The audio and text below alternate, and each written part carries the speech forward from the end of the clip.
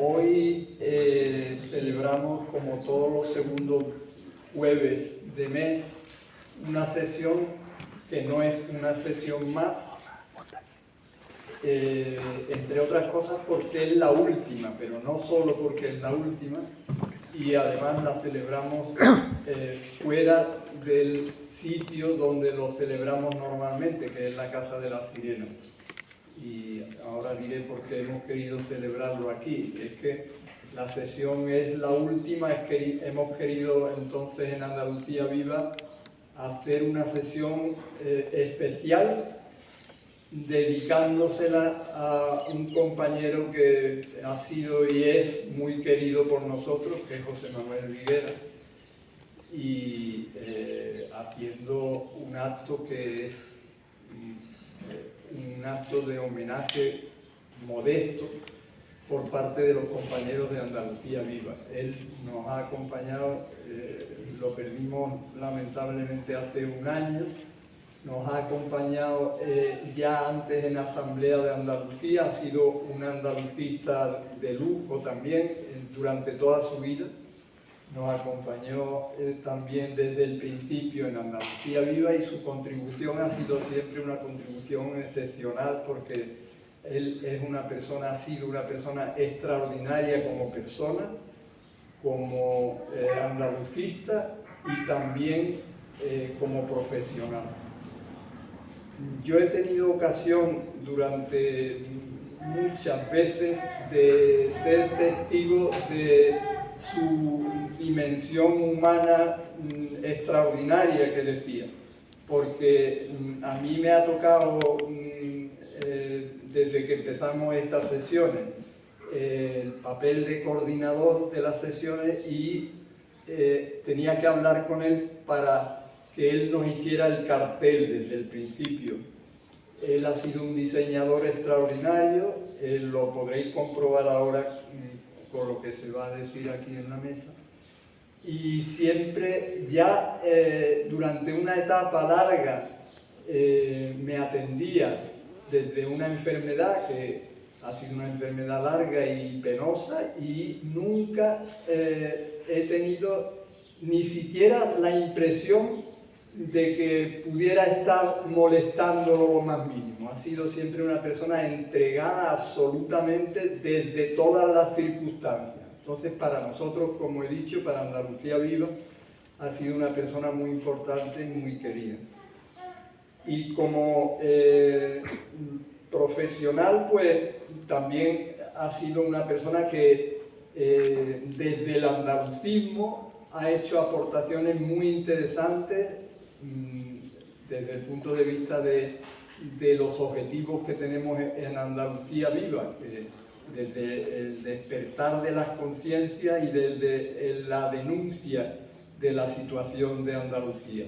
Aquí tenemos algunos ejemplos, vamos a hablar hoy de algunos ejemplos, entre los cuales tenemos dos libros, uno que se llama La Alhambra de Boabdil, que es una joya, como el otro, el de la medicina de Al-Ándalus, que hace junto con María Dolores Moreno, que es su esposa y que está aquí hoy con nosotros. Le tenemos que agradecer que haya tenido la amabilidad de venir a este, como he dicho, modesto homenaje que los compañeros de Andalucía Viva le queremos hacer a José Manuel. De modo que para nosotros es un acto de lujo, porque además tenemos aquí en la mesa dos personas de lujo, a Pura Sánchez, que es una compañera de Andalucía Viva de siempre, y a María Dolores Moreno.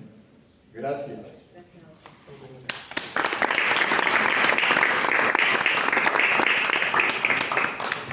Buenas tardes, queridas amigas, queridos amigos, compañeras y compañeros de Andalucía Viva, querida María.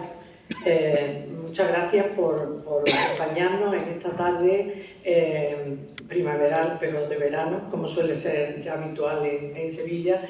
Y en este acto, como dice mi compañero Manuel Delgado, sencillo pero muy sentido, de homenaje a nuestro compañero y amigo José Manuel Viguera, en un espacio en el que estamos seguros, hoy lo hablábamos María y yo, que a él le hubiera encantado estar porque Él era una persona profundamente andalucista que admiraba y conocía el pensamiento y a la figura de Blas Infante y que de alguna manera toda su vida trabajó para lo que trabajó el padre de la patria andaluza, para lo que trabaja modestamente la plataforma Andalucía Viva y para lo que trabajamos muchas de las personas o las personas que estamos aquí, que es ahondar en el conocimiento de la historia de Andalucía, de la historia del Al-Ándalus particularmente también, del periodo andalusí, pero también difundir desde un punto de vista pedagógico y desde un punto de vista didáctico todo este conocimiento. Muy necesario, sobre todo ahora en un momento y en un contexto en el que la historia de Andalucía, y no solamente la del periodo medieval, sino la historia de Andalucía en general, ocupa un lejanísimo, ya no diré segundo plano, sino cuarto, quinto plano o casi la invisibilidad en los currículos escolares. Y bueno, pues ante el olvido, ante la invisibilización, ante la manipulación de las ideas andalucistas y del pensamiento andalucista, lo que cabe es la luz, la difusión, la profundización en ese pensamiento, el estudio y la reflexión, y a eso nos dedicamos. Y ese empeño, digamos, común es el que nos unió hace bastante tiempo ya a José Manuel, que era un empeño político, era un empeño estético por su parte y un empeño creativo también, como van ustedes a poder comprobar a través de la obra que hoy presentamos.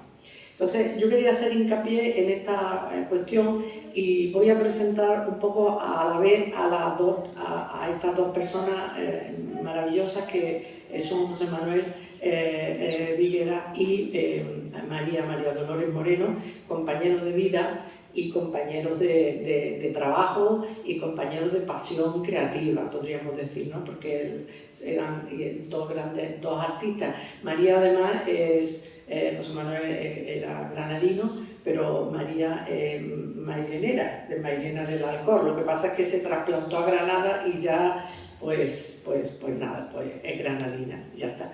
Y así estamos, como la granadina que se trasplantó a Sevilla, pero bueno, siempre nos quedará Granada, ¿no? Bien, entonces su vida, tanto personales como profesionales, han corrido paralelas en una intensa colaboración artística y creativa, ¿no? Y bueno, a mí me gustaría destacar que han sido profesores ambos de educación secundaria, de educación plástica y visual, que creo que se llama ahora así la asignatura, pero además han trabajado también como profesores en la Facultad de Ciencias de la Educación, en el área de la didáctica de las ciencias audiovisuales, plásticas y audiovisuales, de la Universidad de Granada. Y quería no dejar pasar un recorrido por precisamente su producción creativa, que está tan íntimamente ligada con su producción de carácter educativo, también de carácter didáctico. Por ejemplo, hay una magnífica exposición que hicieron los dos, una exposición pictórica que se llamó Diáspora de la Luz en el año 2013. Después han ilustrado una colección que, si no la conocen, les animo a que la conozcan, aunque quizás ya no esté tan accesible, no lo sé, de cuentos de ciencia que la hicieron para el Parque de las Ciencias de Granada entre el año 1996 y el año 2004. También han hecho una colección de materiales didácticos para el centenario del nacimiento de Federico García Lorca y han ilustrado también los mapas de la ruta lorquiana allá por el año 1998. Han hecho los cuadernos didácticos del Museo Vivo de Al-Ándalus de Córdoba en 2011 y también las ilustraciones de Al-Ándalus, protagonistas de nuestra historia, en la Fundación de Estudios Euroárabes de Granada entre el año 2013 y el 2014.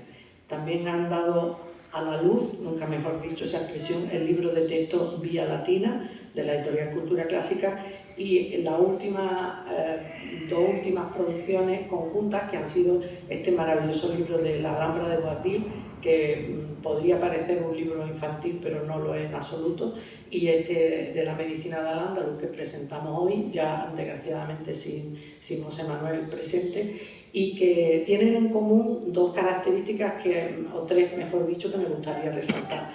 La primera es la belleza del libro en sí misma, la belleza de las ilustraciones.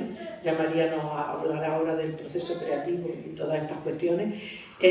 La segunda cuestión que tienen en común es su extensa y su contenido extenso y profundamente y seriamente documentado. No son, por ser libros divulgativos no se ha sacrificado, por supuesto, la verdad histórica y el conocimiento científico. Y la tercera es el afán didáctico que obviamente atraviesa esta obra, igual que la de toda su producción. Y ahora, si me lo permiten, vamos a pasar un pequeño vídeo de unos 6 minutos en los que se habla de la figura de José Manuel.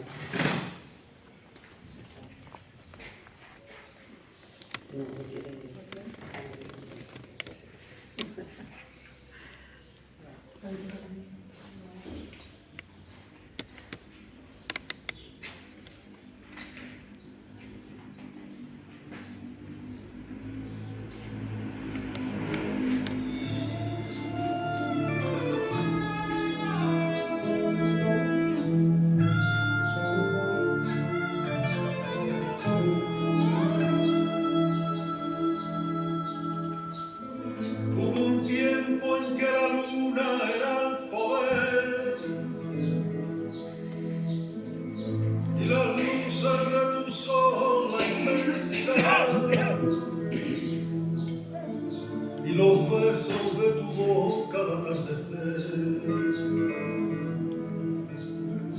con la fuerza del hechizo de la eternidad, la semilla de aquel sueño que se apagó,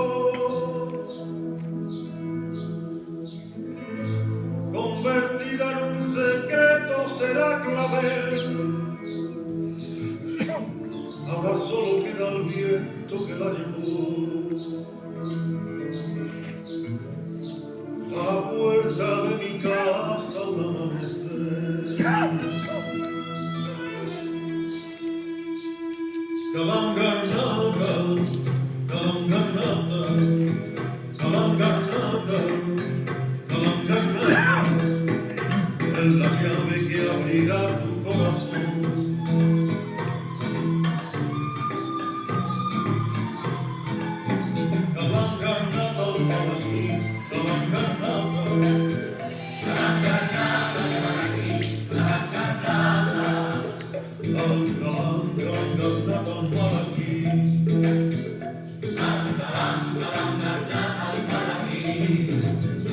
En el fondo del río, un lucero escondido, los ojos tuyos, los ojos míos, los ojos tuyos, los ojos míos, que se han perdido, que se han perdido, que se han perdido, que se han perdido. En el río donde yo te conocí, en el río donde yo te conocí, calangarnata la morí, calangarnata, calangarnata la morí, calangarnata, calangarnata la morí, calangarnata la morí, con el aire por dentro, con el viento por fuera, la bola era, la bola era, la bola era, la bola era, que yo tiré un limón por alto y a tu cuenta fue parar, que yo tiré un limón por alto y a tu cuenta fue parar, ahora sé por qué te llaman soledad. Ahora sé por qué me llaman soledad.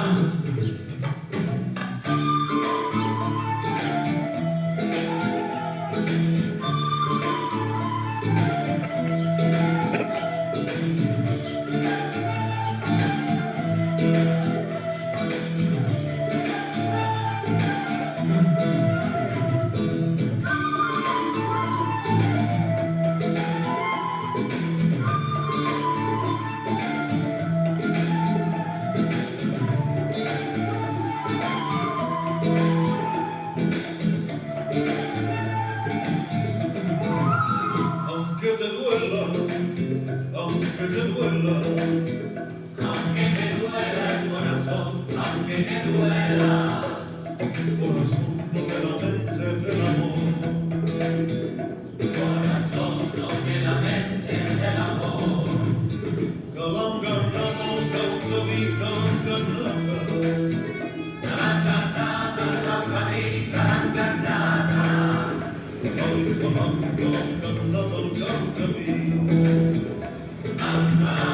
calanganata, caucaví.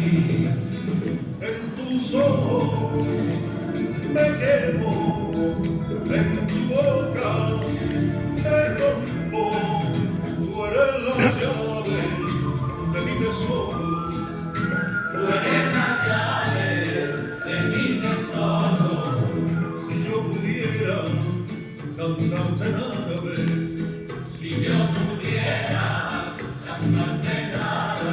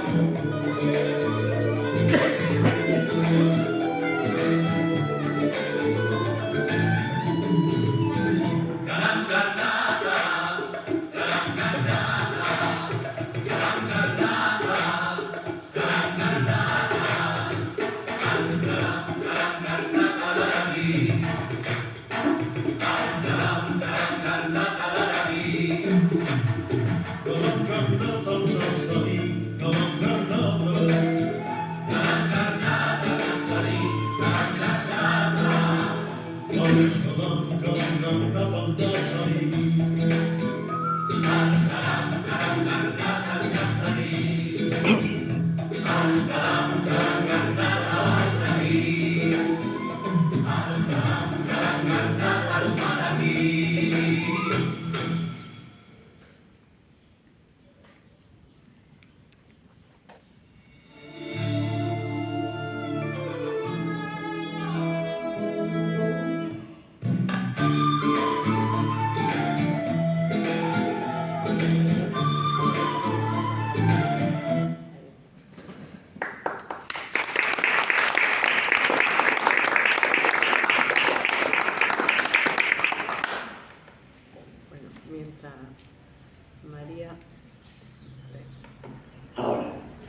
Mientras María prepara su diapositiva, si quiere, antes de empezar a hablar, pues yo creo que nos hemos hecho ya una idea muy ajustada de cuáles son de ese mundo creativo que tanto María como José Manuel han compartido y que hoy comparten con nosotros a través de sus libros. Yo quería hablar brevemente también, antes de pasarle la palabra a María, de lo que fue la medicina de Al-Ándalus. Yo no voy a disertar sobre esto, además hay artículos muy interesantes por ahí, de carácter también divulgativo, y desde luego este libro es un buenísimo aperitivo para profundizar, porque ya verán ustedes que al final tiene hasta bibliografía, con lo cual se puede incidir y se puede ampliar el trabajo y el estudio.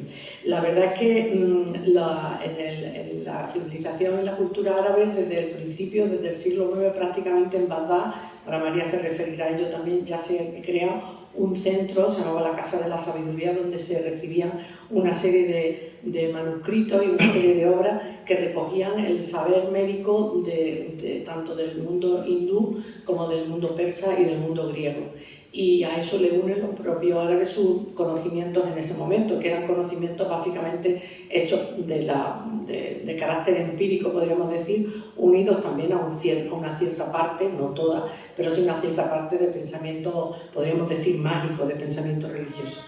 Entonces, en la península ibérica, cuando llegan los árabes, la verdad es que había la ciencia médica que se conocía, era la ciencia que se sabía, que a través de los textos latinos, estaba depositada fundamentalmente en los monasterios, y bueno, algunas interpretaciones que habían hecho y algunas traducciones que habían hecho algunos hombres de ciencia visigodos. Pero hay un momento en el que todo ese aporte, tanto de los textos orientales del mundo árabe oriental como de Bizancio, como a su vez los textos, lo que se conocía en la península ibérica, toma un esplendor y adquiere una importancia y una relevancia especial, que es justamente con el reinado, el califato de Abderramán II y ya con Abderramán III y Alaquén II, ¿vale? Entonces ese es el momento en el que todo este saber adquiere una importancia fundamental. María se referirá a él ahora.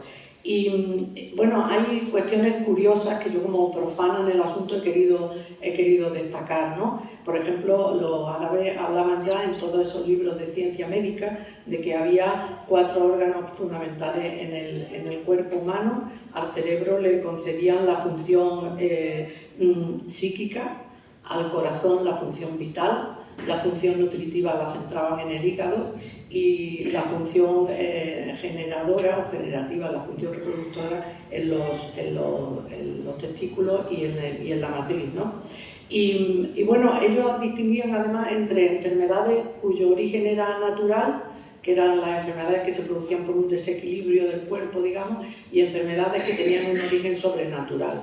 Obviamente las de origen natural, digamos, que eran más fáciles de rastrear desde el punto de vista físico, y entonces pues se acometía su curación pues en términos de ejercicio, de alimentación, y es curioso también cómo ya se recetaba, por decirlo de alguna manera, al enfermo.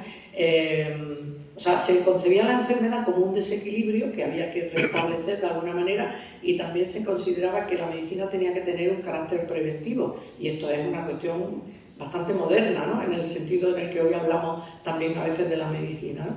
Y como digo, se recomendaba algo que yo por lo menos desconocía completamente, lo que llamamos hoy la aromaterapia, es decir, se recomendaba los buenos olores, curar a través de la percepción de colores armónicos, o sea, la color terapia creo que se llama también, y de los sonidos, o sea, colores, olores y sonidos podían contribuir a la curación de los enfermos.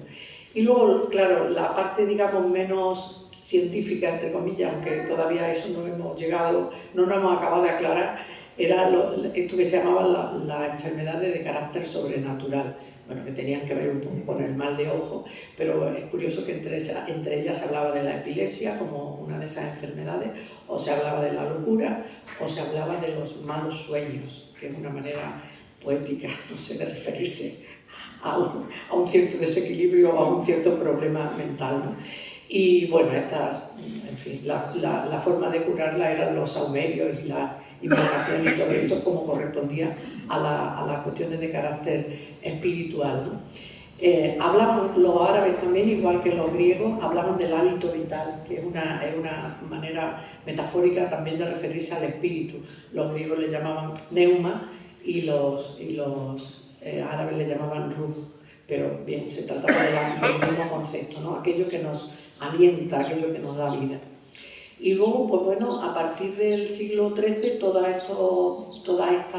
este conocimiento científico que los árabes han ido atesorando, y que, como digo, era el trasvase y la confluencia de los conocimientos de Oriente y Occidente, empiezan a difundirse a través en concreto del monasterio de Ripoll, en la Marca hispánica, y a través de ahí a Europa, por los monjes que venían a estudiar a esos dos monasterios, a Ripoll y a Vic, en esa zona de lo que hoy es Cataluña, y ahí es donde Europa empieza a darse cuenta de la trascendencia y de la importancia que tenían los conocimientos árabes en relación a la medicina.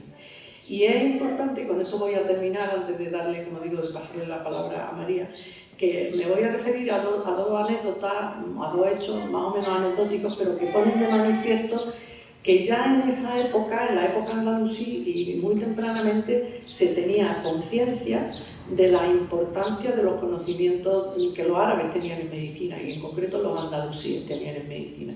Hay una anécdota que quizá ustedes conozcan, porque además hay una novela que habla de ella, que es la famosa historia de la reina Toda de Navarra y el rey Sancho I de León. Al rey Sancho I de León le llamaban el Craso, vamos, el gordo directamente, y no por casualidad, sino porque al parecer pesaba 240 kilos. Entonces, cuando llegó el momento de reinar, Sancho I el Craso era nieto de la reina Toda de Navarra, que fue una reina que organizó los reinos castellanos en un plis-plas, con una política de matrimonial, de casamiento, mucho antes que los reyes católicos la pusieran en marcha. Y entonces los nobles leoneses no quieren que el rey Sancho I reine, entre otras cosas porque no se podía subir a caballo, no podía guerrear, no había caballo que lo aguantara. Y la reina Toda, que era tía abuela de Abderramán III, manda construir un artilugio, monta al rey Craso encima del artilugio y se hace un viaje de León a Córdoba, y en Córdoba habla con Abderramán, con su nieto Abderramán, y le pide que su médico, que era judío, lo cure del mal de la gordura. Y bueno, pues el médico de Abderramán, cuentan las crónicas que le cosió la boca y solo le dejó sitio para meterle una pajita y que pudiera beber solo líquido. Lo sometió a un exhaustivo calendario de ejercicio físico, lo vigilaban de día y de noche para que no se escapara y comiera a escondidas, y lo cierto es que el rey en 40 días, dice la crónica, dejó 100 kilos. Bueno, la reina Toda, con el rey ya sensiblemente disminuido de peso, volvió a León, y también volvió con una cuerda de Ramán bajo el brazo y un apoyo de las tropas árabes, que sentaron de nuevo a Sancho I en su trono de León. Es muy interesante porque hay una novela que se llama El viaje de la reina, que yo se la recomiendo porque además lo cuenta, es muy divertida y está también contada en términos históricamente muy documentados. La otra cuestión a la que me quería referir, la novela, por cierto, es de Ángeles de Irisarri, se llama la autora, El viaje de la reina.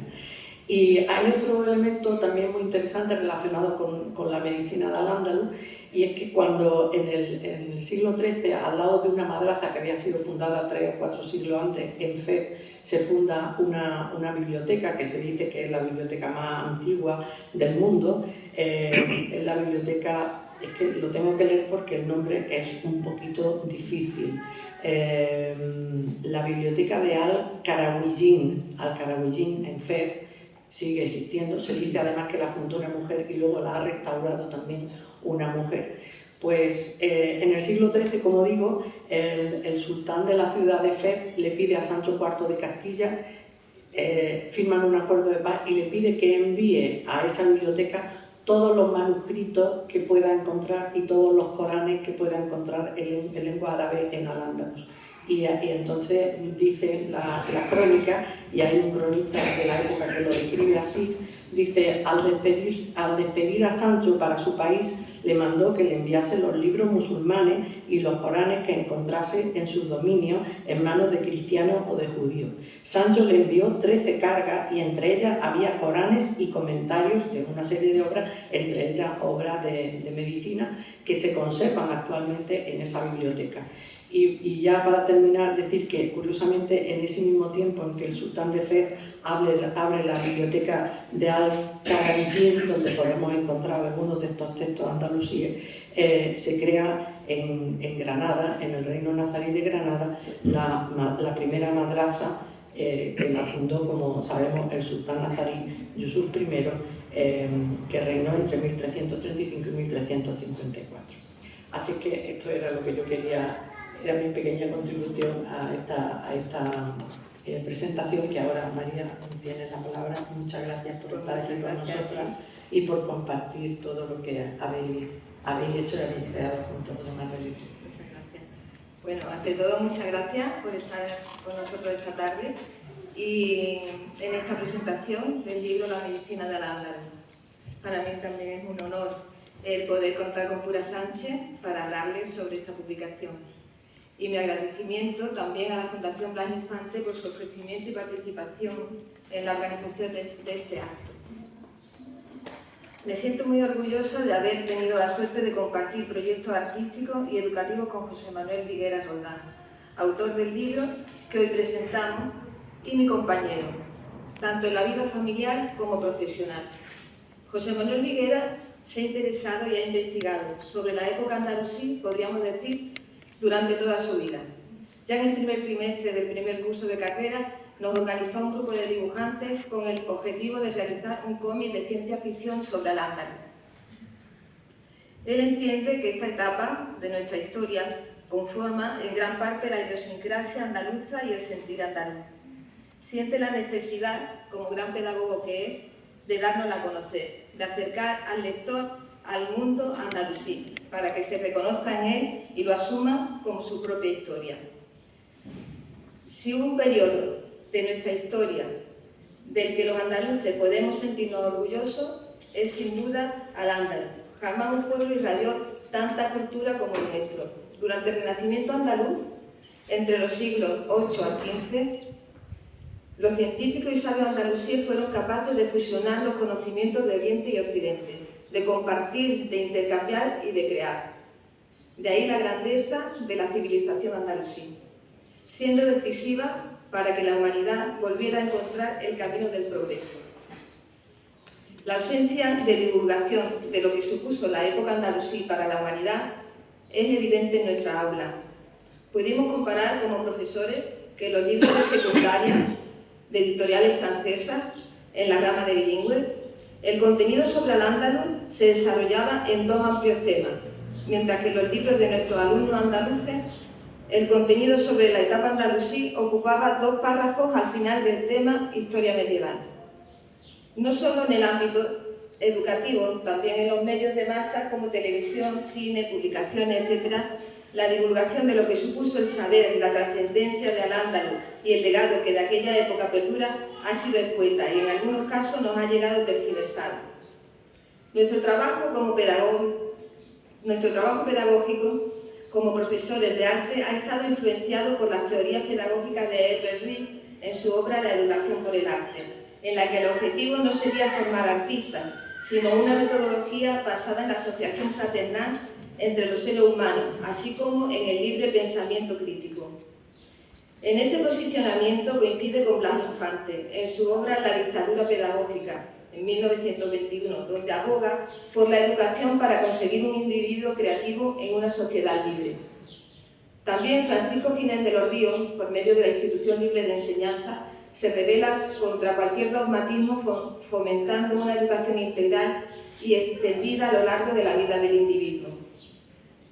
A principios del siglo XXI, la realidad plural y diversidad de pensamiento que fácilmente nos llega hace que estemos expuestos a ser influenciados y adoctrinados. Es por ello que María Acaso propone su teoría didáctica de la sospecha, con la que nos invita a reflexionar y desvelar los mensajes ocultos emitidos por el poder con la intención de moldear la identidad del individuo. Debemos educar para ser capaces de crear mensajes audiovisuales micronarrativas en las que el verdadero mensaje de los grupos oprimidos sea visible. Con estos antecedentes me gustaría leerles 3 párrafos escritos por José Manuel Viguera para la presentación de una de sus exposiciones. Él nos dice: parte de la obra que presento son una serie de ilustraciones que rinden homenaje a algunas de las más destacadas figuras representativas del renacimiento humanista que supuso Al-Ándalus. Mi obra tiene una finalidad divulgativa. Imaginemos por un momento que el Renacimiento italiano, periodo de grandes logros y avances culturales durante los siglos XV y XVI, fuese desconocido o ignorado por los propios italianos y no hubieran oído hablar sobre personalidades como León Battista Alberti, Dante o Leonardo da Vinci. Esta situación es inimaginable, ya que el Renacimiento italiano es conocido no solo por los italianos, sino que ha trascendido a toda la humanidad, tal y como el metarrelato del poder nos transmite. Esta hipotética situación es en la que nos encontramos la mayoría de los andaluces y andaluzas. Desconocemos la etapa más floreciente de nuestra historia. El metarrelato establecido por el poder se encarga constantemente de tergiversar esa etapa histórica para impedir que nos identifiquemos con ella. Ignoramos aquellas personalidades que hicieron posible el mayor renacimiento cultural y científico que se ha producido en nuestra tierra. Al-Ándalus es para la mayoría de los andaluces un mito exótico que consideramos poco tiene que ver con nosotros. El hecho de que los jóvenes no conozcan o estudien a escritores como Ibn Hams o Ibn al-Hatib equivale a que desconociéramos o ignoráramos la existencia de Cervantes o Velázquez. El interés por no divulgar esta parte de nuestro legado cultural nos sume en una profunda anestesia donde la identificación con nuestro pasado se remonta tan solo a partir de 1492. Con este microrrelato que construyo en mi obra, pretendo divulgar el conocimiento de aquellos personajes andaluces que en su tiempo marcaron un hito en el progreso de la humanidad. No se divulgan lo suficiente sus proezas intelectuales, mientras que por medio mundo son reconocidos a través de monumentos en grandes plazas, películas de ficción o grandes documentales. No superamos el seguir contemplando con cierto exotismo y romanticismo el patrimonio monumental que nos legaron, que por ser físico es más difícil de ocultar, pero las personas que dieron origen a tan magnífica civilización quedan en el anonimato. Espero que esta modesta aportación gráfica sirva para tan apasionante propuesta. Estas son palabras de José Manuel. El libro que hoy presentamos, La medicina de Al-Ándalus, tiene una finalidad claramente divulgativa. En él narramos historias y hechos andalusíes, transmitiendo datos contrastados, fruto de una incansable investigación y narrados de forma didáctica y amena. Por ello, cada texto va acompañado de una ilustración con un alto nivel artístico e iconográfico, una colección de 90 ilustraciones en las que el lector debe entretenerse para disfrutar y comprender el mensaje que queremos transmitir.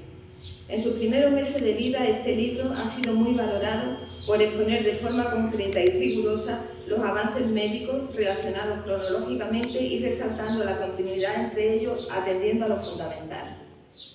Al-Ándalus fue un periodo de fluido intercambio cultural entre civilizaciones. En el Medio Oriente, la antigua cultura árabe había asimilado aspectos de la cultura clásica griega y de otras culturas milenarias, como la persa, la india o la china.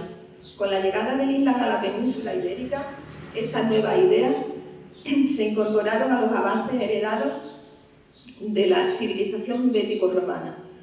De esta fusión nace la cultura andalusí, aportando grandes avances tecnológicos y científicos a la humanidad. Estas innovaciones pasaron a Europa, donde la medicina se encontraba en el terreno de la religión y la superstición, a través de los centros de traducción de Córdoba y Toledo, siendo sus transmisores las diversas diásporas andalusíes, mozárabes, mudéjares o sefarditas. La medicina actual debe mucho a la ciencia médica andalusí. Por eso es importante conocer cómo era, cómo estaba organizada, cuáles fueron sus principales logros y cuáles fueron los protagonistas que hicieron posible una de las medicinas más avanzadas del mundo.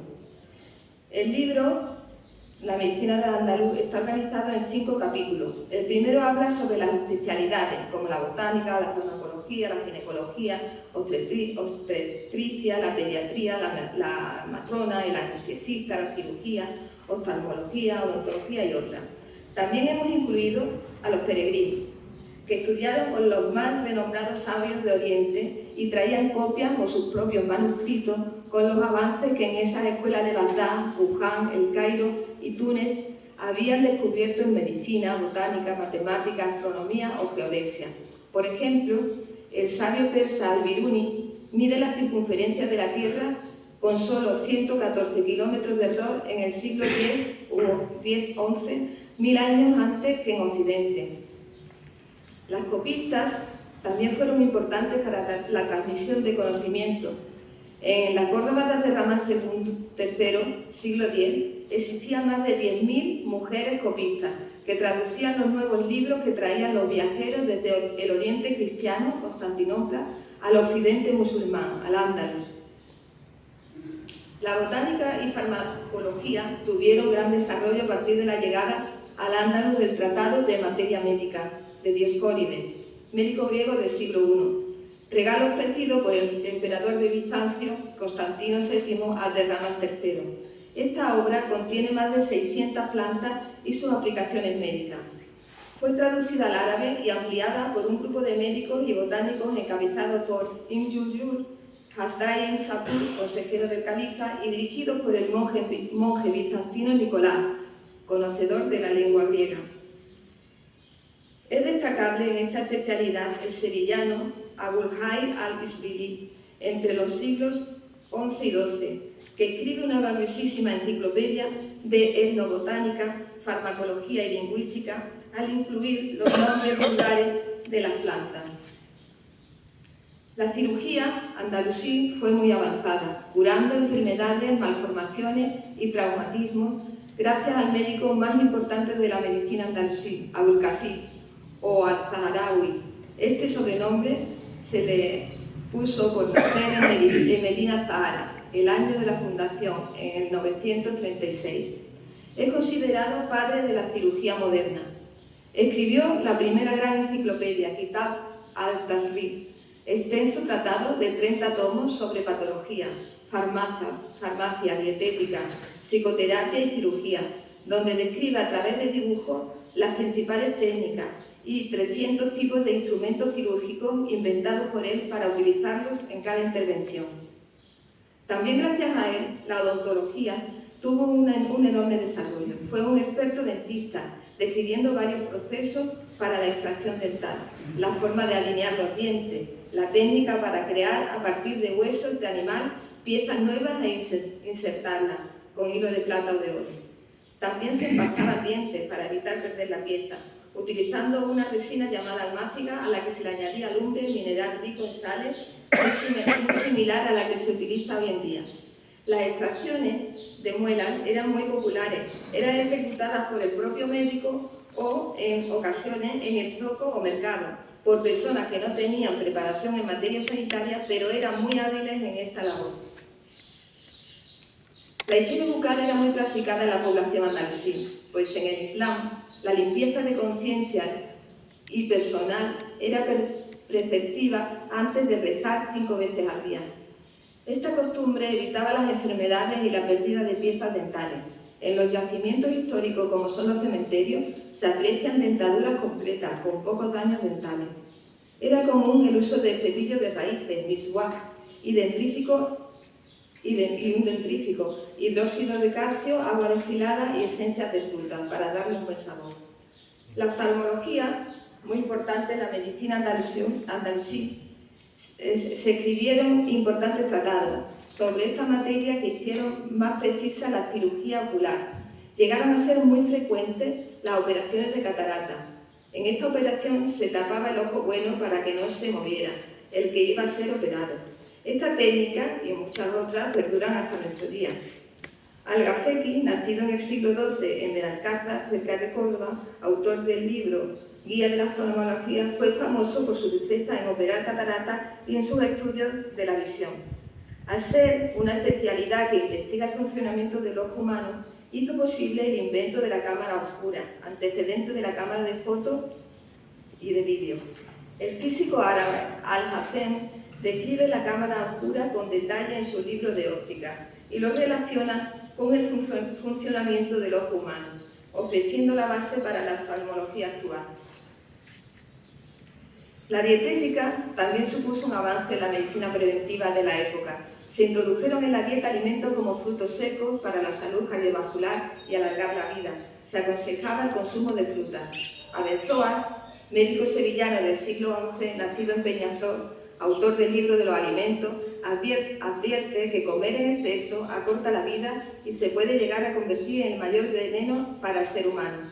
A partir de 1146 logró nuevos avances científicos como la nutrición parenteral, que consiste en suministrar la alimentación por una vena cuando la persona no puede recibir alimentos por la boca, utilizando agujas de plata. En esta obra hemos procurado resaltar el papel de la mujer y la importancia que tuvo en el desarrollo de la medicina. Hay que destacar el papel de la mujer en la obstetricia, la ginecología, la enfermería, la pediatría y en el oficio de matrona. En árabe, kabila. Significa la primera que recibe al nuevo miembro de la comunidad. En el segundo capítulo, la búsqueda del equilibrio en el cuerpo humano, exponemos los principios básicos de la medicina de la época, como las partes que componían el cuerpo humano, que lo ha comentado antes pura y la teoría de los 4 elementos fundamentales del mundo: fuego, tierra, agua y aire, heredada de la Grecia clásica. Empédocles, Hipócrates, Galeno lo relacionan con 4 propiedades inmutables, como frío, seco, cálido y húmedo, y con los 4 humores: sangre, bilis amarilla, bilis negra y flema. El médico debía establecer el equilibrio entre ellos para evitar y curar la enfermedad. También en este apartado hablamos de la importancia de la medicina preventiva y el uso de las distintas terapias. En el tercer capítulo hablamos de la enseñanza y la práctica de la medicina. Los estudios de medicina al principio se impartían en la mezquita, junto con otros saberes. Más tarde, la medicina fue considerada como uno de los estudios superiores y se enseñaba en la madrasa, universidad, institución que se dedicaba a impartir todo tipo de materias: matemática, astronomía, botánica, ciencia agrícola y otros. La Universidad de Granada, fundada en 1349 por Yusuf I, fue la primera universidad de la ciudad, aunque la historiografía oficial no la reconoce como nuestra, considerando como primera universidad a la fundada posteriormente por Carlos V. En el último periodo del Andalus, la enseñanza de la medicina se impartía en el hospital llamado Maristán. Vemos aquí el Maristán, una idealización de lo que fue el Maristán de Granada. La enseñanza en el Maristán era práctica. Los alumnos acompañaban al médico, tomaban nota, preguntaban dudas y tenían que responder a los problemas que le planteaba su maestro.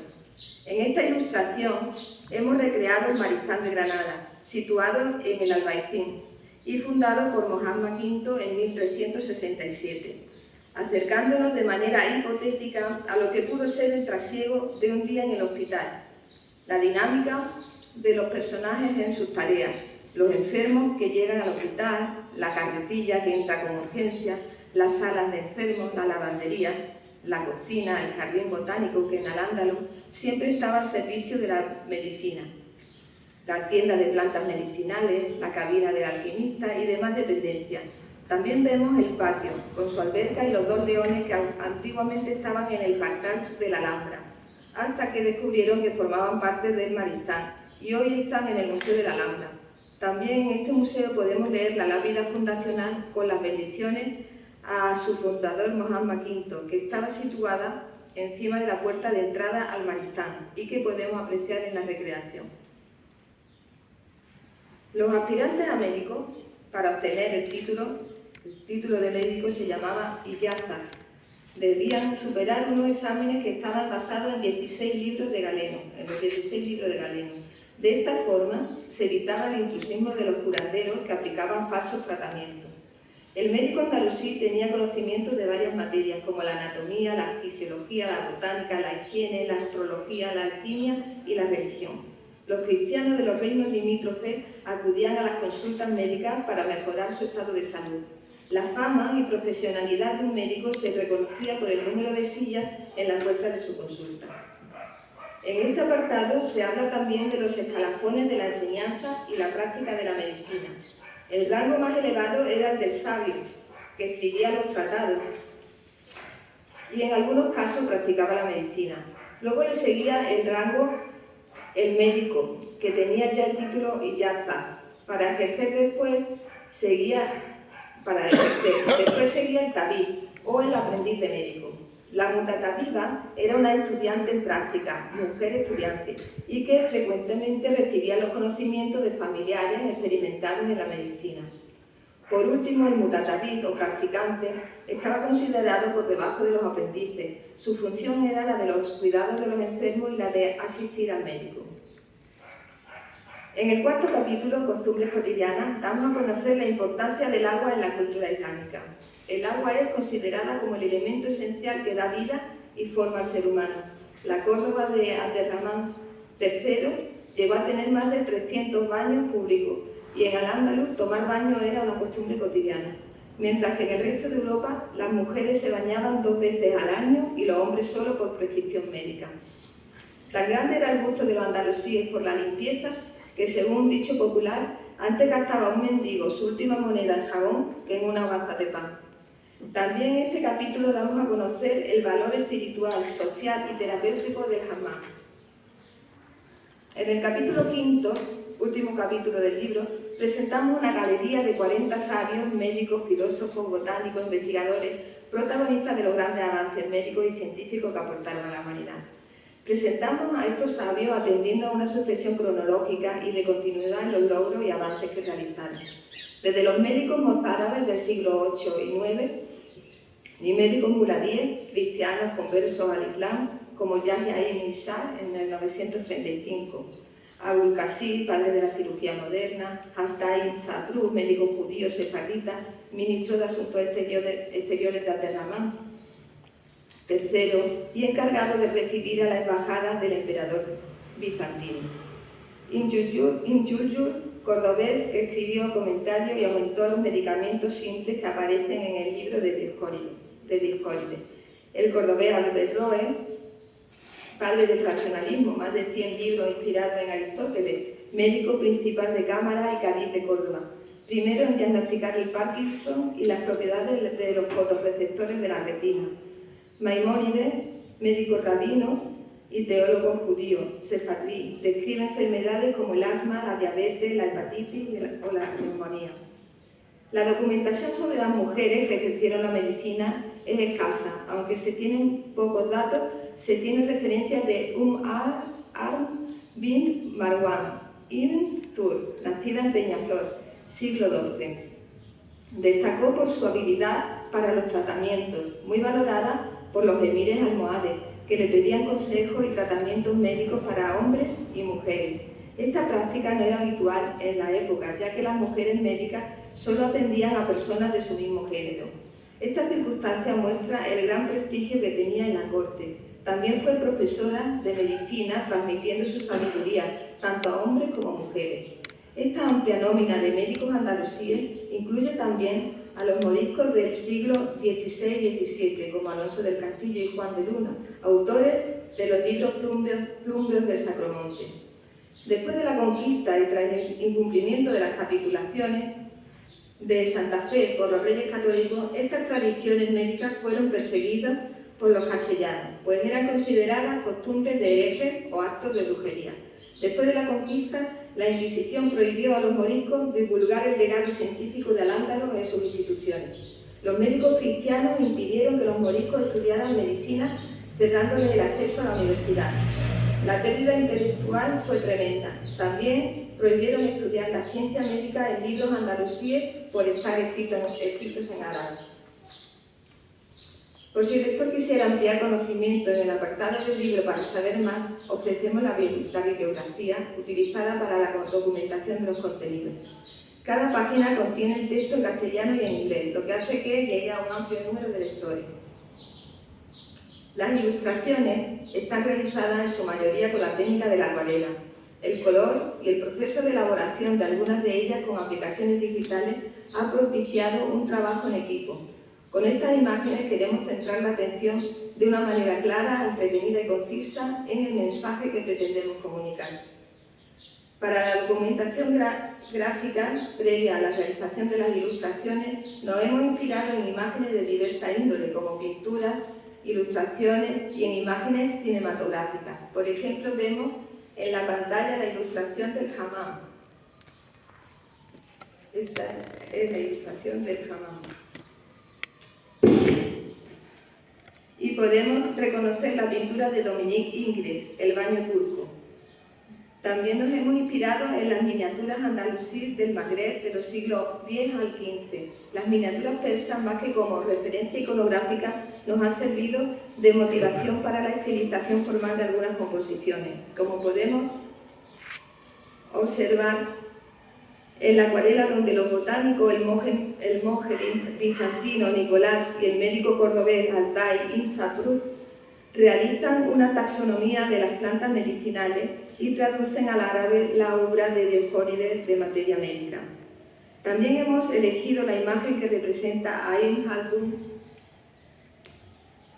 sociólogo, investigador, político en la corte de Mohammed V en Granada, donde el estilismo y la composición evocan estos elementos de la miniatura persa. Gracias a esta documentación, gráfica hemos podido recopilar diseños de mobiliario, detalles arquitectónicos y ornamentales y dibujar un catálogo de la indumentaria de la época que visten a los personajes de nuestro libro y que podemos ver en la pantalla. No solo a nivel de contenido, temático o iconográfico presentamos el mundo de Al-Ándalus, también el estilo artístico de la obra pictórica nos envuelve de lleno en el ambiente de la época. Los dibujos y bocetos preparados para esta publicación son detallistas, minuciosos, impregnados de arabescos, de atauriques, propios del arte califal y nazarí, como podemos ver en esta ilustración de Ali Risi, viajero y cartógrafo, que contribuyó al desarrollo de las ciencias intercambiando manuscritos y tratados entre Oriente y Occidente. También en esta ilustración de las terapias preventivas, el ataurique de la vegetación, las lacerías y los arabescos son atributos que acompañan al personaje. José Higuera, como creador de la idea original y de la mayoría de los bocetos, nace y vive su niñez en la Cuesta Gómez. Sus primeras y continuas salidas fueron hacia el Palacio de las Sabicas. No es de extrañar que su trazo de dibujante quedara desde muy joven impregnado del gesto expresivo que encierra la Alhambra. Es un maestro de la ilustración y la caricatura, de la línea clara y sinuosa, y que contiene una gracia y pasión propias de su estilo. Entretenerse en el dibujo de los personajes, cargados de gestos, nos harán sonreír, nos hablarán de sus historias y sus sentimientos en el momento de la acción. Os invito a recorrer con la mirada los detalles históricos como en un cuento, dibujado con una desbordante imaginación, que explicarán y ampliarán la materia del libro y nos harán disfrutar de esta publicación. No me voy a extender más, pero deseo que os guste, que disfrutéis con la historia que os ofrecemos y con los personajes que la vivieron. Muchas gracias.